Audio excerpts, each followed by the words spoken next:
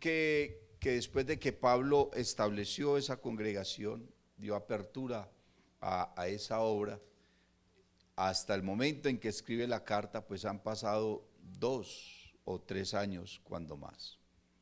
Lo que nos indica que es una iglesia muy joven, ¿cierto? Una iglesia fresquecita, una iglesia de 2 o 3 años, es una niña, es una bebecita. Gloria al nombre de Jesús. Pablo entonces tenía en su corazón el sentir de salir, de realizar un segundo viaje misionero a llevar la palabra. Y su objetivo, su corazón, su mente le decía que debía ir al continente asiático. Amén.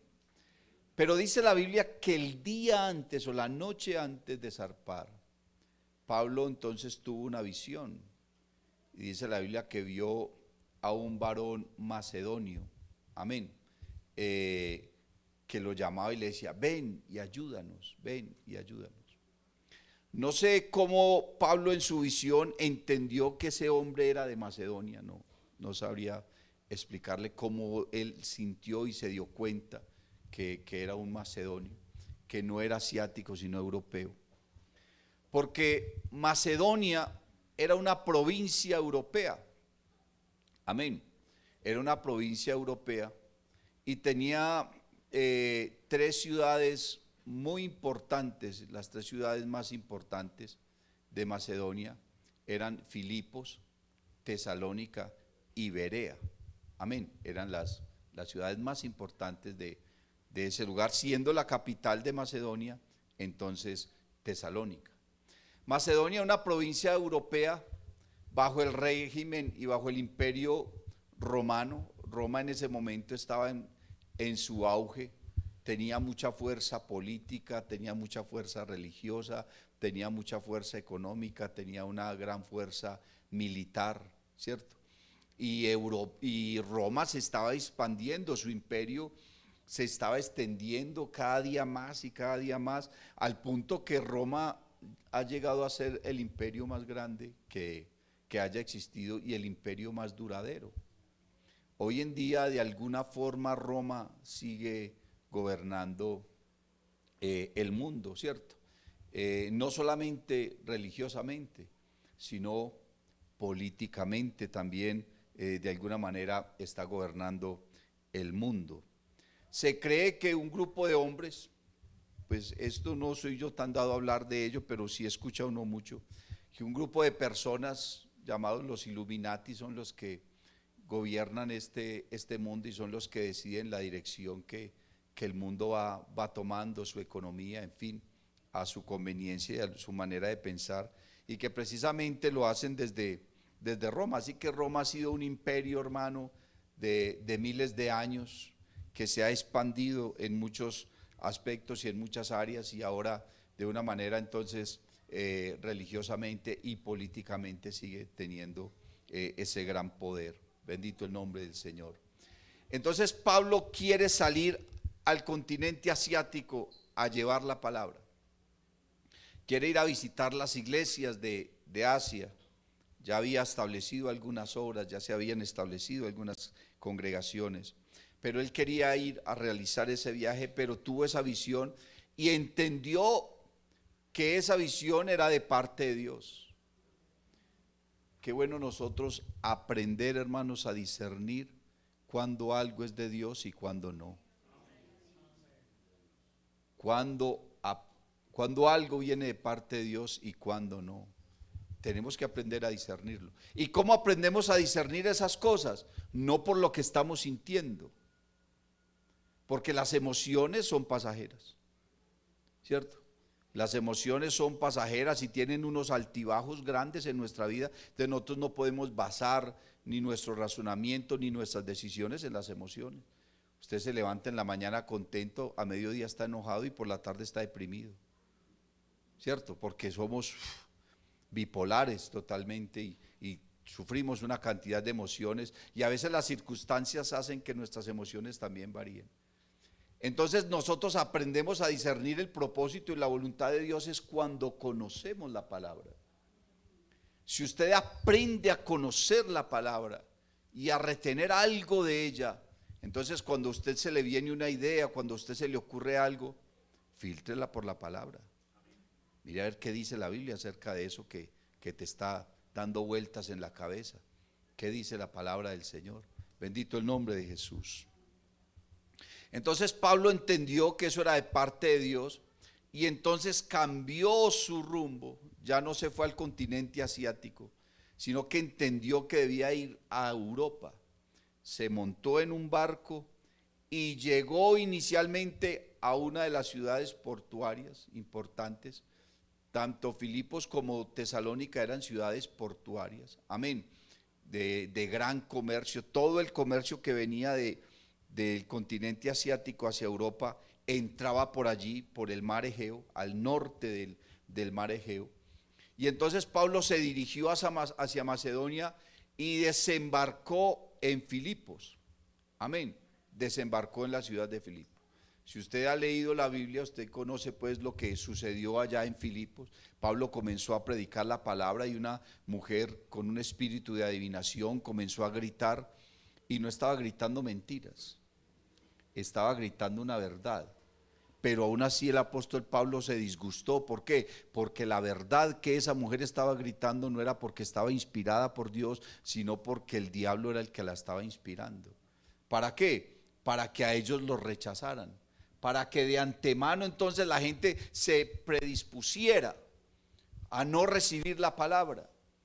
Amén, porque ellos tenían otro pensamiento, ellos tenían otras doctrinas, tenían otras cosas. Amén, gloria al Señor Jesús. Usted a veces quiere ir a llevarle la palabra a las personas, y cuando usted llega a un sector a evangelizar y la gente desde lejos se dan cuenta más o menos quién es usted, le ven la Biblia en la mano, entonces muchas personas hasta se encierran. Eso era lo que estaba pasando con esa mujer. Ella empezó a gritar y la gente comenzó a predisponerse para no escuchar. Sin embargo, la Biblia dice que muchos escucharon, muchas mujeres, entre ellas una mujer llamada Lidia.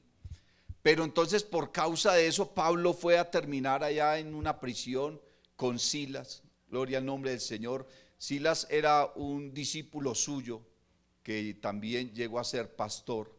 Gloria a Dios, misionero al lado de Pablo, y vivió muchas cosas al lado del apóstol Pablo. Y los encarcelaron, los azotaron, y cuando se dieron cuenta que ellos eran ciudadanos romanos, porque ellos eran judíos pero tenían ciudadanía romana, y esa credencial de ciudadanía romana les daba a ellos, hermanos, una posición, y las autoridades no podían maltratar a un ciudadano romano.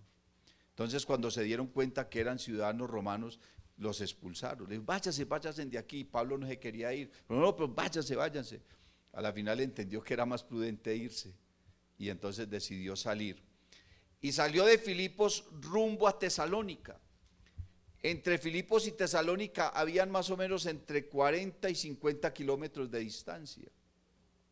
Haga de cuenta, hermano, ir de aquí a Río Negro, a Marinilla, un lugar de eso. No era tan distante, pero imagínense eso a pie, y enseguida bien trasnochados, y enseguida azotados, y enseguida con hambre.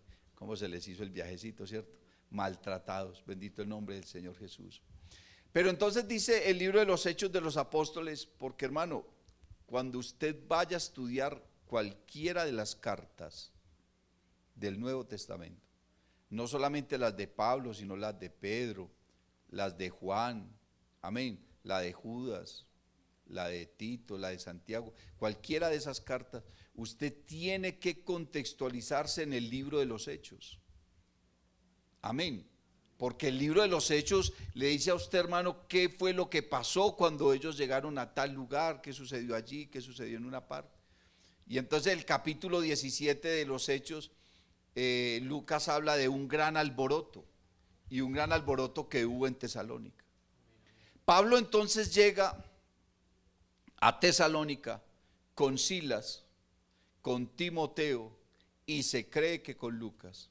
Amén. Llegan a Tesalónica y comienzan a predicar la palabra, y dice la Biblia, hermano, que hubo un avivamiento evangelístico grande, al punto que en menos de un mes era mucha la gente que se había convertido al evangelio. Judíos, griegos, dice que muchos, y dice, y mujeres no pocas. Así dice la palabra de Dios, así relata, no pocas. O sea que hubo un avivamiento evangelístico extraordinario, hermano, en esa ciudad en menos de un mes, porque lo que el libro de los Hechos dice es que Pablo les predicó durante 3 días de reposo, o sea, 3 fines de semana. ¿Cierto? Le faltó poquito para el mes. Y en menos de un mes, hermano, un poco de gente convirtiéndose al evangelio. Se estableció una iglesia ahí en menos de un mes. Pero dice la Biblia que hubo unos judíos que no gustaron de lo que Pablo estaba enseñando. Y reunieron un grupo de hombres, dice la Biblia, malos, sin conciencia. Así dice el libro de los Hechos. Los reunieron y se fueron a donde estaban los oficiales, los gobernantes, y comenzaron a acusar a aquellos que se estaban convirtiendo al cristianismo, a Pablo, amén, a Silas, a Timoteo, a todos los que estaban ahí, comenzaron a acusarlos de que ellos estaban hablando acerca de un reino que era diferente al reino de César. Estaban en pleno auge del Imperio Romano. Y usted sabe, hermano, lo que era enfrentar a Roma en ese momento. Si hasta hace poco, hermano, enfrentar al Imperio Romano y a la religión romana aquí con el Evangelio ha sido difícil. ¿Usted imagina en esa época que mataban al que fuera sin pedir permiso, sin preguntar, sino lleve? Bendito el nombre del Señor Jesús. Entonces, predicar de un único Dios a una nación que era politeísta, porque ellos tenían por naturaleza la religión griega y adoraban muchos dioses, ¿cierto? El mismo emperador se autodenominaba Dios, y decir que esa salvación venía de un pueblo, hermano, que para ellos era poca cosa, que no tenía mayor valor como el pueblo judío. Para ellos, para los romanos, los judíos, hermano, eran totalmente discriminados, los miraban mal, los tenían a un lado, no tenían ningún valor para ellos, eran esclavos para ellos. Y decir que entonces ese rey se había levantado de allá de los judíos y que ese rey era mayor que César y que debían adorar a ese rey llamado Jesús y no a César, ay, hermano, eso era una cosa pesada, no era algo así tan sencillo. Mucha gente se convirtió al evangelio, pero los gobernantes, hermano, escucharon eso y dice la Biblia que hicieron un alboroto. Y había un hermano que fue de los primeros que se convirtió en la predicación de Pablo en Tesalónica, llamado Sajón. Amén, gloria al Señor Jesús. Jasón, perdón, Jasón, llamado Jasón. Su nombre significa mensajero de salud.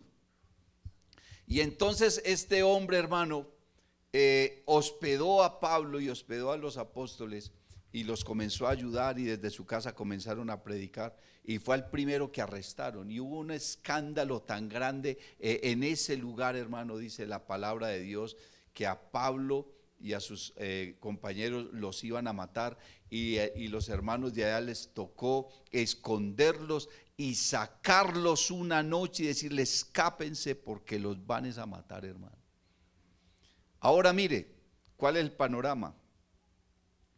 Pablo entonces comienza a predicar en Tesalónica, no alcanza a predicar ni un mes, y hay una cantidad de gente que se convirtió al evangelio. Seguramente todas esas personas se hicieron bautizar, y ahora a Pablo le toca irse en 20 días. Y queda una congregación con un fundamento doctrinal de 20 días. Dígame, ¿cuál es el fundamento doctrinal que tiene una persona con 15 o 20 días de convertida? ¿Qué les quedó en el corazón? Lo único que les quedó fue el gozo y saber que Jesucristo era Dios. Pero no tenían unos fundamentos, no tenían unas bases, porque Pablo no les alcanzó a enseñar, hermano, lo que ellos tenían que saber como verdaderos cristianos. Ahora, Pablo sale esa noche con sus compañeros, logran escaparse y llegan a Berea, la otra ciudad que estaba cerca. Y allí comienzan a predicar y también se derrama un avivamiento evangelístico, y dice la Biblia que los cristianos allá, o que las personas comenzaron a convertirse en el cristianismo y se preocuparon por una cosa: por escudriñar todos los días las escrituras. Porque Pablo, hermano, les abrió las escrituras desde Génesis hasta el último libro del Antiguo Testamento. Y con las escrituras Pablo comenzó a demostrarles que la Biblia hablaba, o que la escritura y la Torá hablaban de un Mesías, y les mostró por el libro del profeta Isaías que era necesario que el Mesías padeciese, que fuese maltratado, atormentado y que debía morir. Amén. Y no solamente debía morir, que iba a resucitar al tercer día, y comenzó a mostrarles por las escrituras que ese Mesías del que hablaba el Antiguo Testamento no era otro sino que Jesús, al quien los judíos y los romanos habían crucificado. Y Pablo entonces estaba culpando a los romanos de la crucifixión de Cristo en la boca del imperio romano. Fue tanto, hermano, el escándalo y el alboroto que hicieron en Tesalónica, que los que armaron el alboroto en Tesalónica, dice la Biblia, se fueron hasta Berea y armaron allá otra vez también el alboroto. Y a Pablo también le tocó salir de allá, pero Pablo dejó en Berea, dejó a Timoteo y dejó a Silas. Amén, gloria al Señor Jesús. Luego entonces, hermano, pasa el tiempo y Pablo se reúne una vez más con Timoteo y con Silas, ahora en Atenas, porque él desciende desde Berea y va hasta el sur, hermano, hasta Grecia, llega ya a Atenas. Y estando en Atenas entonces, ya han pasado algunos años, no sabemos, 2 años, 3 años, porque él tenía la tendencia de quedarse mucho tiempo en los lugares. Y ahora estando en Corinto, porque Corinto, hermano, es una ciudad griega fronteriza que linda precisamente con Atenas, y estando en Corinto, entonces surge en su corazón una gran preocupación. Los hermanos en Tesalónica, ¿qué pasó con ellos? No he recibido noticias, no sé cómo están. ¿Qué sucedió con ellos? Pude estar muy poco tiempo con ellos. ¿Cómo ha seguido? ¿Qué será de sus vidas? Entonces dice que se sentó con Silas y con Timoteo. Aquí dice el verso 1, Pablo, Silvano y Timoteo. Silvano es el mismo Silas. Pablo, Silvano y Timoteo a la iglesia de los tesalonicenses. Se sienta con ellos dos, comienzan a dialogar y tienen una preocupación no solamente por la iglesia en Tesalónica, sino por las iglesias que había allá en Macedonia, tanto Filipos como Tesalónica y como Berea, y escriben esta carta. Y Pablo le dice a Timoteo, váyase usted para Tesalónica, quédese allá con los hermanos, lléveles esta carta, enséñeles esta palabra, predíqueles lo que yo les estoy escribiendo acá. Porque el que llevaba la carta no solamente tenía la obligación de ir, ve, aquí les mandó Pablo, no, él tenía que ir y pararse en el altar y comenzar a leer la carta y a discernir y a hacer lo que estamos haciendo acá, a enseñarles la palabra de acuerdo a lo que Pablo le había establecido en esa carta. Gloria al nombre del Señor Jesús. Entonces Timoteo llega a Tesalónica y comienza a predicarle esta palabra. Y luego Timoteo escribe una carta y se la envía, hermano, a Pablo para darle un reporte de tranquilidad. Porque cuando usted comienza, hermano, a leer la carta a los tesalonicenses, entonces encuentra varias cosas. Primero, la carta a los tesalonicenses tiene 3 temas en especial. Pablo les habla de la santidad, les habla de la esperanza, amén, y les habla también del amor entre hermanos, de cómo debían de tratar a los pastores y cómo debían de tratarse entre ellos. Le habla Pablo a ellos. La carta a los tesalonicenses nos muestra a nosotros 3 oraciones que hizo el apóstol Pablo. La primera de ellas Fue una oración de agradecimiento. ¿Por qué? Porque Pablo sintió un regocijo cuando recibió las noticias de Timoteo. Amén. Cuando se enteró de que los hermanos en Tesalónica estaban ahí, estaban firmes, estaban fieles, seguían constantes, habían seguido avanzando, aunque tenían un error doctrinal que los estaba amargando. Los hermanos en Tesalónica quedaron, hermanos, en medio de una persecución. Se estaba empezando, hermano, a dar aquello de que los cristianos tenían que ir a esconderse porque no tenían la posibilidad de predicar. En medio de una persecución grande, hermano, entonces muchos cristianos comenzaron a morir. Escuche pues, muchos hermanos murieron en la persecución, fueron martirizados en el circo romano, ¿cierto? Por los leones, por los gladiadores, por todas esas cosas. Muchos cristianos padecieron. Pero entonces comenzó a surgir una doctrina, porque a ellos lo primero que les enseñaron fue que Cristo venía y venía pronto. Amén.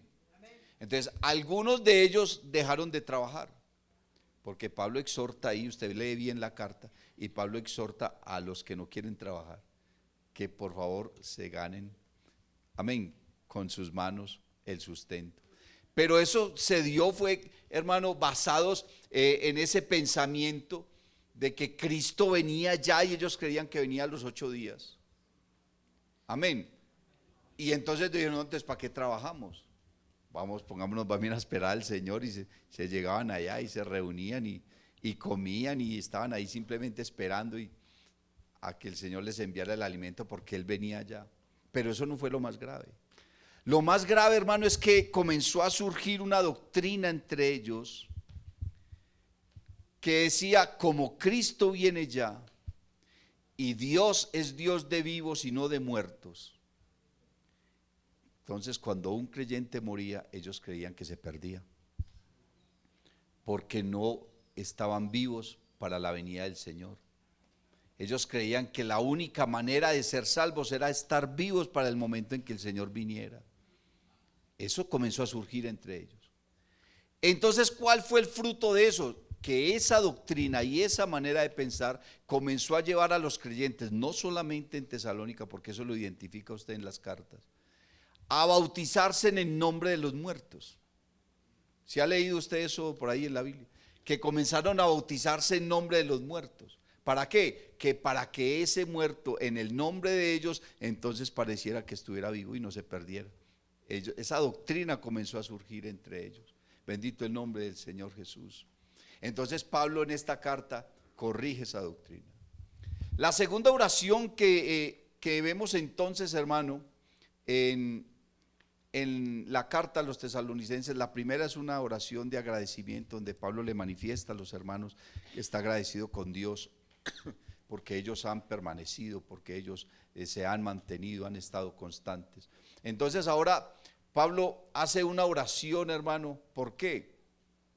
Una oración para que ellos se mantengan, para que ellos permanezcan, para que ellos resistan que la persecución, porque Pablo les dice, la persecución, por dura que sea, no puede ser causa para que ustedes dejen al Señor. Porque llegó una persecución tan grande que muchos hermanos se estaban yendo, se estaban apartando. Imagine dificultades tan fuertes, ataques tan fuertes, hermano, como ver a los soldados entrar a la casa y matar a algunos miembros de la familia solamente porque estaban orando o cantando o leyendo la palabra o predicando. Llegaban y los mataban. Entonces eso los llevó a ellos a un desánimo y a pensar, ¿por qué Dios no nos guarda? ¿Por qué Dios esto? Pero hermanos, nosotros vemos en la Biblia que Dios guardó a Daniel de los leones en el foso. Pero ¿cuántos cristianos en esa época murieron devorados por las fieras? La Biblia nos dice que Dios guardó a Ananías, a Azarías y a Amasías del pozo, del horno de fuego. Pero ¿cuántos cristianos murieron quemados? Entonces lo que pasó con Daniel, lo que pasó con aquellos muchachos o lo que pasó con otras personas, no quiere decir que Dios tenga que guardarlos a todos, hacer esto para todos. Porque dígame uno más grande que Pablo, y Pablo murió decapitado. Pedro, que al quien Dios le dio las llaves del reino, murió crucificado. Y cada uno de ellos murió de maneras violentas, hermano. Entonces, por eso Pedro, hermano, tiempos o días antes de morir, escribe su carta y le dice a los hermanos que no miren la prueba como si fuera algo extraño en sus vidas, como si fuera algo que no formara parte de sus vidas, cuando la prueba forma parte de nuestra vida, y las cosas buenas y las cosas malas también. Y ahora entonces Pablo ora por estos hermanos y les dicen que resistan, que se mantengan, que perseveren, porque la Biblia dice que el que persevere hasta el fin. Eso no se trata de venir y congregarnos, hermano, 1 o 2 años y luego entonces, no, es de perseverar hasta el fin. Tú le entregaste tu vida al Señor, entonces es para toda tu vida. Bendito el nombre del Señor Jesús. Y finalmente Pablo entonces hace una tercera oración por ellos, amén, para que mantengan su esperanza y para que se mantengan en la fe. Cuando Pablo hace la primera oración e inicia en el primer capítulo, que es donde Pablo agradece a Dios por la fe y por la perseverancia de ellos, Pablo resalta 3 cosas importantes en la iglesia de Tesalónica. Pablo le resalta 3 cosas porque era una iglesia, hermano, que tenía 2 o 3 años de edad, creyentes muy nuevos, muy neófitos, pero sin embargo, hermano, eran ejemplo para las demás iglesias. Y eran ejemplo en 3 cosas. El verso número 3 del capítulo 1 dice: acordándonos sin cesar delante del Dios y Padre nuestro, y dice, de la obra de vuestra fe, del trabajo de vuestro amor y de vuestra constancia en la esperanza en nuestro Señor Jesucristo. Habían 3 cualidades en esa iglesia. Gloria al Señor Jesús. La obra de vuestra fe. Cuando habla de la obra de la fe, está hablando del fruto de la fe. Amén. Del fruto de la fe. Porque cuando uno verdaderamente está fundamentado en la fe y su vida gira en torno de la fe en Jesucristo y de la fe en diferentes formas y de las diferentes formas que la fe se presenta, amén, no solamente en el hecho de creer de que Dios puede sanar mi enfermedad o que Dios me puede proveer algo mejor o de que Dios me va a guardar, sino también de la fe en la doctrina. Porque, hermano, la Biblia dice, sufre la sana doctrina. Porque la sana doctrina, hermano, demanda de nosotros una serie de cosas que la gente no quiere sufrir. Y cuando se refiere a sufrir, no solamente se está refiriendo a dolor o a maltrato, sino al hecho de degustarla, de experimentarla, de vivirla, de practicarla, independientemente de lo que se venga a través de ella. Porque eso es lo que Pablo le dijo a Timoteo: ten cuidado de ti mismo y de la doctrina. Amén. Pues haciendo esto te salvarás a ti mismo y a los que te oyeren. La doctrina tiene una importancia grande, hermano. La gente dice, no, es que es lo mismo cualquier iglesia, yo voy a esta, o si de pronto voy a aquella otra, y para mí eso es lo mismo. No es lo mismo. Y no es que nosotros nos mantengamos gritando, hermano, a voz en cuello que solamente hay salvación en la iglesia pentecostal. No, eso no es así. Hay otras iglesias que tienen sana doctrina. Pero nosotros tenemos la sana doctrina, y si tú estás aquí, tienes la sana doctrina, ¿para qué te vas a ir? No es que allá predican lo mismo, y si predican lo mismo, ¿por qué te vas a ir? No es que allá no sé qué, no hay una razón, porque debemos permanecer en la doctrina que hemos aprendido, en la doctrina que hemos conocido, en la doctrina que hemos sido fundamentados. Y si yo aquí tengo a Cristo y tengo salvación, entonces yo digo como Pedro, ¿a quién iremos? Porque es que Pedro ni siquiera dice a dónde iremos. Y nos dice, ¿a quién? Porque el que se va tras otra doctrina no se va tras la otra doctrina, sino tras la persona. No es que yo me voy para allí porque tal cosa, y ni siquiera es la doctrina lo que están, es la persona la que están siguiendo. Y el día que usted esté siguiendo a un hombre, ese día usted está perdido. Lo peor que usted puede hacer en su vida cristiana es seguir una persona. Seguir una persona, usted está perdido. Porque el día que esa persona fracase y el día que esa persona se equivoque, entonces ¿qué será de ti? ¿Para dónde vas a pegar? Vas a terminar perdido. ¿Por qué? Porque te vas a amargar y te vas a defraudar. Bendito el nombre del Señor Jesús. Hay un libro que se llama Los Generales de Dios. De hecho salió una segunda edición, no hace mucho, de Los Generales de Dios. Le invito para que lo busque y lo lea. Y trata de los predicadores más famosos que han habido en el mundo en los últimos siglos. Los predicadores más famosos. Pero fueron predicadores, hermano, que esa gente tenía una unción increíble. Hubo una mujer entre ellos, que esa mujer tocaba a una persona y esa persona quedaba hablando en lenguas. Hubo otro hermano que tocaba a un enfermo y se sanaba inmediatamente. Sin excepción, le traían un ciego, lo tocaba y se sanaba. Le traían un paralítico, lo tocaba y se levantaba. O sea, fueron personas que tenían una unción de Dios y unos dones que uno dice, uy, ¿esta gente qué? ¿Sí o no? ¿Cómo Dios usó a esas personas? Pero lo triste, hermano, de toda esa historia de ese libro de los generales de Dios es que todos ellos terminaron mal. Terminaron mal. ¿Por qué? Porque creyeron que eran ellos y dejaron de darle la gloria a Dios y la tomaron para sí. Y se exaltaron tanto a sí mismos que terminaron perdiéndose. La gran mayoría de ellos. Bendito el nombre del Señor Jesús.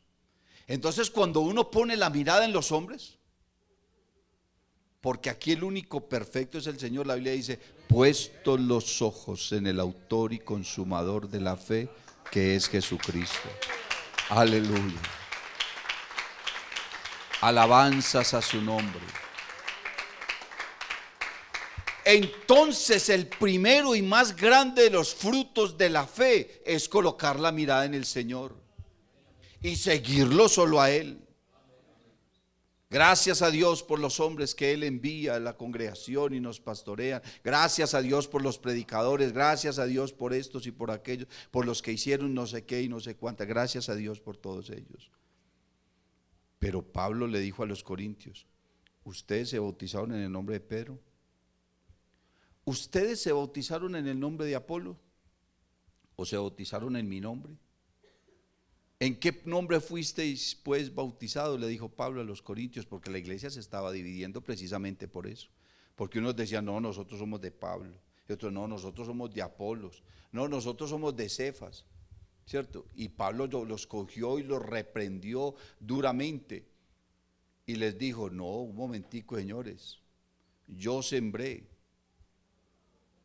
Apolo regó, pero es que aquí la obra es de Dios.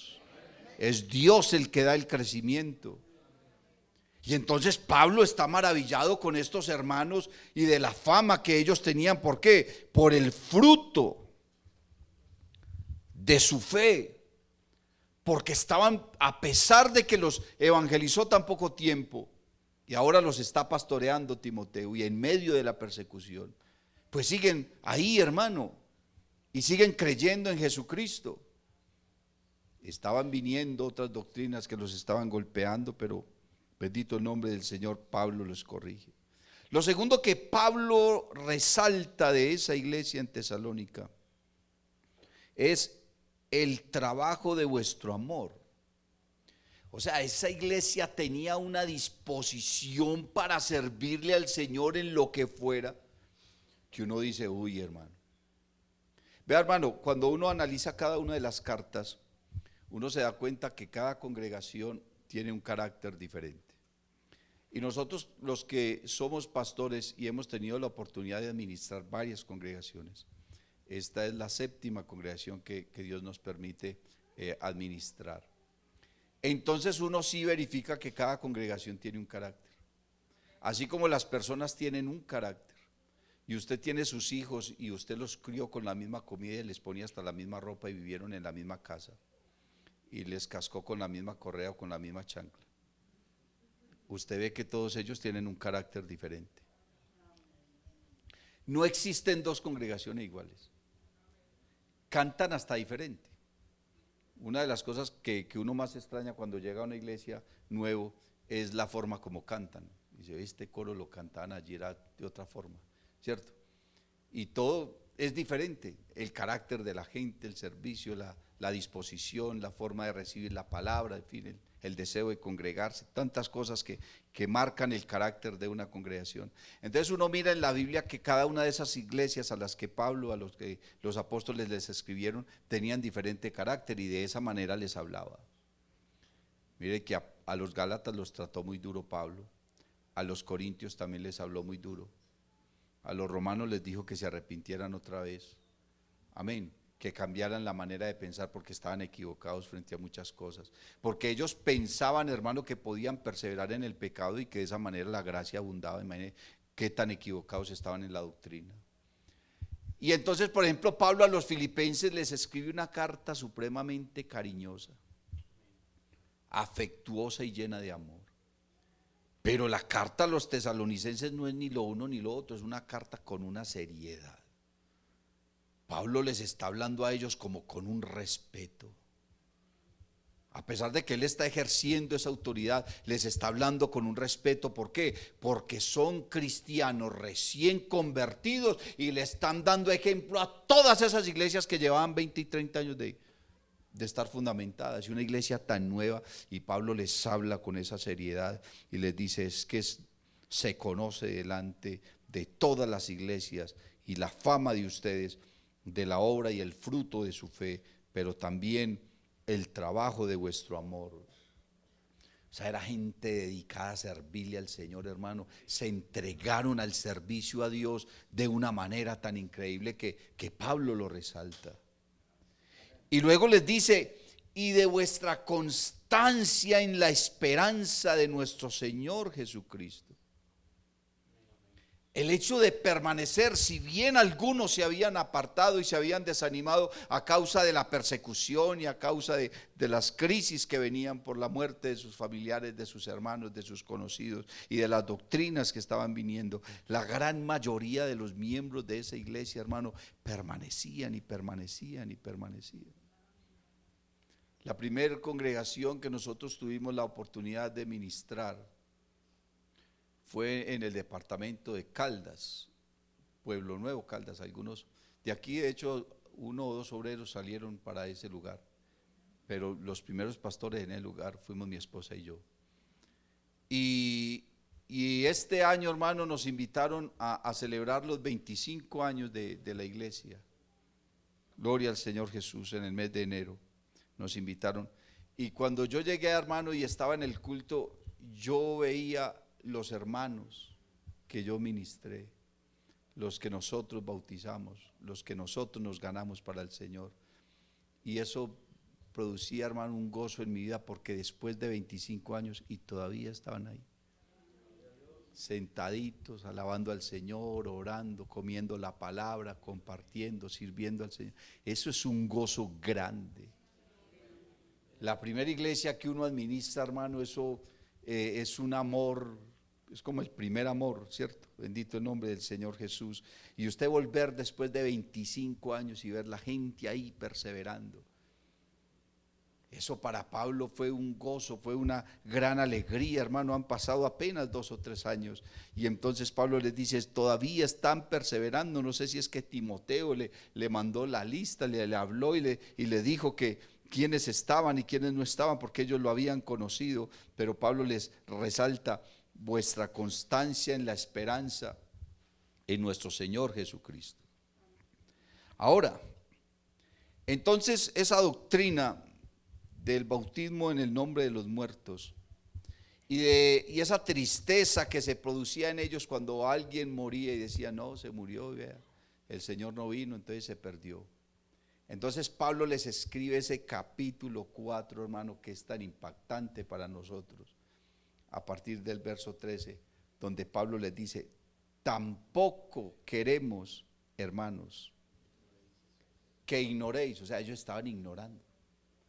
Ellos no tenían el conocimiento doctrinal para fundamentar lo que Pablo les estaba diciendo, pero ahora se los está diciendo. Tampoco queremos, hermanos, que ignoréis acerca de los que duermen, porque ni siquiera está diciendo que murieron. Porque cuando la Biblia habla, hermano, de los hijos de Dios, cuando los hijos de Dios mueren, la Biblia siempre se refiere a ellos, es como que durmieron. Cuando al Señor le dijeron que Lázaro se había muerto, Él dijo, voy a ir a despertarle. No dijo, voy a ir a resucitarle. Dijo, voy a ir a despertarle. Alabanzas al nombre de Jesús. Y entonces dice, para que no ignoréis acerca de los que duermen, para que no os entristezcáis, para que no estén tristes, para que ustedes se les quite esa tristeza, como los otros que no tienen esperanza. Porque si alguien duerme en Cristo, está bien que estemos tristes, pero nuestra tristeza es diferente. Pablo no está diciendo no sientan tristeza, ¿cómo no? Si hasta el Señor lloró cuando vio a Lázaro, hermano. Cuando estuvo frente a la tumba de Lázaro, dice la Biblia que Jesús lloró. Y eso que sabía que lo iba a resucitar. Sin embargo lloró. ¿Por qué? Porque era su amigo. Porque se lamentó de su enfermedad, de cómo tuvo que haber sido su muerte, cómo padeció, cómo fue toda esa escena y luego tener que morir. Él lloró. Cosas increíbles del Señor Jesús, su parte humana. Porque Él es Dios y sabía que lo iba a resucitar. Pero su parte humana se conmovió, se estremeció y lloró. Y entonces Pablo le está diciendo, no estén tristes como los otros que no tienen esperanza. O sea, sí podemos estar tristes, pero nuestra tristeza es diferente. No es lo mismo, hermano, sepultar a un inconverso que sepultar a un hijo de Dios. Bendito el nombre del Señor. Mi mamá es creyente hace muchos años, mi papá no. Y yo le aseguro, hermano, que me daría más dolor ver a mi papá fallecido que a mi mamá. Porque si yo veo a mi mamá que se murió, yo sé que la voy a volver a ver. Y voy a estar con ella y se ganó la corona y tuvo la victoria. Pero él, si no se arrepiente y se va, se pierde y no lo volveré a ver. Pablo está diciendo eso, que nuestra tristeza tiene que ser una tristeza llena de esperanza, porque Pablo está orando por ellos. ¿Para qué? Para que la esperanza no termine en su corazón, sino que abunde más y más y más y más y más. Alabanzas al nombre de Jesús. Y les dice, miren, porque si creemos que Jesús murió, entonces ahí toca esa parte doctrinal de la muerte de Cristo. Porque si creemos que Jesús murió y resucitó, así también traerá Dios con Jesús a los que durmieron en él. Dejen esa doctrina, ese pensamiento de que el que se muere y sin que Cristo haya venido entonces se perdió. No, eso no es verdad, porque no sabemos cuándo va a venir Cristo. Pablo lo que dice, Él viene pronto, y Jesús dijo, vengo pronto, pero ese pronto es cuánto. Porque lo que para el Señor es pronto, para nosotros no es tan pronto. Porque para el Señor un día es como 1000 años. Y 1000 años, o sea, para Él el tiempo, al Señor no lo afecta el tiempo. Él no se ve afectado por el tiempo. Porque el texto que leíamos ahora en Eclesiastés, hermano, es que dice, y lo que fue ya, o lo que pasó fue ya. Amén. Y lo que ha de ser, dice allí el libro de Eclesiastés, fue ya, porque Dios ve las cosas que no son como si ya fueran. Lo que no ha sucedido para nosotros, para el Señor ya pasó hace rato. El Señor no necesita una máquina del tiempo para desplazarse, hermano, y estar en el pasado, en el presente. Dios en este momento, Él puede estar allá en los tiempos de David, con Moisés, repitiendo la historia porque para Él es lo mismo. Y está en el futuro, hermano, ya con la iglesia ya. Y está aquí con nosotros. Somos nosotros los que estamos atados y amarrados en el tiempo. El Señor no está atado en el tiempo. Por eso dice, hermano, y lo que ha de ser fue ya. Y Dios restaurará lo que pasó. Gloria al nombre del Señor Jesús. Aún lo que nosotros no hemos vivido, aún lo que nosotros no hemos enfrentado, para Dios, hermano, ya vio que sucedería. Y eso es la fe. La certeza de lo que se espera y la convicción de lo que no se ve. ¿Por qué? Porque sabemos que Dios es el que tiene el control de todas las cosas. Alabanzas al nombre de Jesús. Porque si creemos que Jesús murió y resucitó, así también traerá Dios con Jesús a los que durmieron en Él. Por lo cual os decimos esto en palabra del Señor, que nosotros que vivimos, que habremos quedado hasta la venida del Señor, no precederemos a los que durmieron. Porque el Señor mismo, con voz de mando, con voz de arcángel y con trompeta de Dios, descenderá del cielo. Y mire lo que les dice para darles la esperanza. Y los muertos en Cristo resucitarán primero.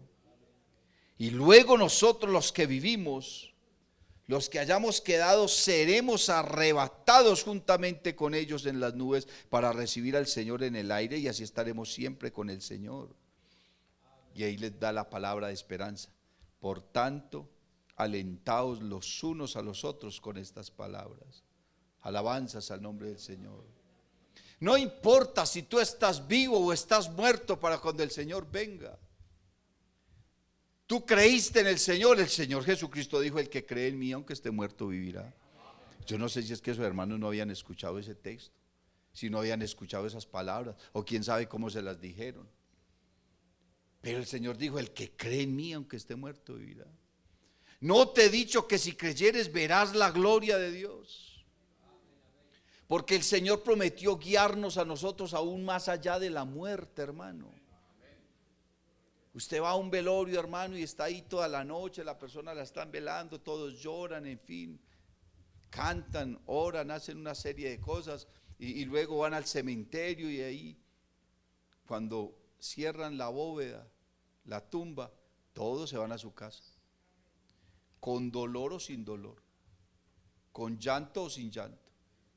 Pero usted le da la espalda a la tumba y usted se va para su casa, así sea a llorar un año, no sé. Pero usted se va, usted no se queda ahí, usted no arma una carpa y una tienda y se queda ahí viviendo al lado de la tumba. Eso no lo hace usted, ni lo hace nadie. Pero solamente hay uno que sí va con nosotros más allá. Porque Él prometió que nos iba a guiar aún más allá de la muerte. Así como canta el hermano Wilson, más allá de la muerte. Alabanzas al nombre de Jesús. Pablo entonces derrumba esa doctrina y les dice: ustedes no tienen necesidad de hacer esas cosas. ¿Por qué? Porque no importa si estamos vivos o estamos muertos, entonces nos vamos a ir con el Señor Jesús. Aleluya. Pablo entonces al inicio les habla a los hermanos de la santidad, porque había en Tesalónica y en las ciudades de Macedonia, hermano, un desborde de inmoralidad sexual. Y Pablo entonces en esta carta comienza a hablarle a cada uno de los hermanos y a decirle a la iglesia: cada uno sepa tener a su mujer en santidad. Amén, gloria al nombre de Jesús. ¿Por qué? Porque a los adúlteros y a los fornicarios los juzgará Dios. A los adúlteros y a los fornicarios los juzgará Dios. Y Pablo le dice que deben de tener a su esposa en honor y en santidad, no en la concupiscencia que tiene la gente del mundo. Les habla acerca de la santidad, de todas aquellas cosas que atacan la vida espiritual, la inmoralidad. Pablo les habla entonces de la esperanza, pero finalmente, hermano, Pablo comienza a hablarles del amor y comienza, hermanos, a decirles cómo deben comportarse. Os rogamos, hermanos, que reconozcáis a los que trabajan entre vosotros y os presiden en el Señor y os amonestan, o sea, sus pastores. Y que los tengáis en mucha estima y amor por causa de su obra. Y tened paz entre vosotros, o sea, entre los hermanos. También os rogamos, hermanos, que amonestéis a los ociosos, que alentéis a los de poco ánimo, que sostengáis a los débiles, que seáis pacientes para con todos. Mirad que ninguno pague a otro mal por mal, antes seguid siempre lo bueno unos para con otros y para con todos, y estad siempre gozosos. Alabanzas al nombre de Jesús. ¿Cómo le dice Pablo a una iglesia que está atribulada, perseguida, que estén gozosos? Eso nos hablaban el domingo, hermano. Cómo en medio de una crisis y cómo en medio de una dificultad nosotros tenemos que estar gozosos. Pero estamos gozosos, hermano, aunque haya dificultad y crisis y aflicción, estamos gozosos. ¿Por qué? Porque tenemos una esperanza que no tiene el resto del mundo, porque tenemos una promesa que no tiene el resto del mundo, porque tenemos un Dios que no lo tiene el resto del mundo, porque tenemos una palabra que no la tiene el mundo, porque tenemos unas promesas que no las tiene el mundo. ¿Y cómo hacemos para estar siempre gozosos? Dice, orando sin cesar, dando gracias a Dios en todo. Aleluya. Avivando el espíritu en nuestra vida, no menospreciando la palabra. Y dice Pablo, examinadlo todo, retened lo bueno. Aleluya. Absteneos de toda especie de mal, y el mismo Dios de paz os santifique por completo, y todo vuestro ser.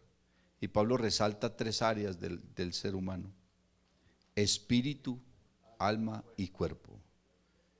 ¿De dónde sacan ese pensamiento de que la santidad solamente va por dentro? ¿De dónde sacan eso si la Biblia está diciendo otra cosa? Porque la santidad tiene que reflejarse en nuestro exterior. Usted no bebe agua en un vaso que está sucio, así esté sucio solo por fuera. Puede estar limpio por dentro, pero si por fuera está sucio, usted lo ve y usted dice, uy, no me da. ¿Cierto que no? No le da. Bendito el nombre del Señor. A Dios tampoco. Y resulta que nosotros somos el templo del Espíritu Santo. Y la Biblia dice que el que destruye el templo del Espíritu Santo, Dios le destruirá a él. Eso es lo que dice la palabra. Usted está enfermo, cuídese. Cuídese porque usted es el templo del Espíritu Santo. No sea terco, no sea testarudo. Siga lo que le están diciendo.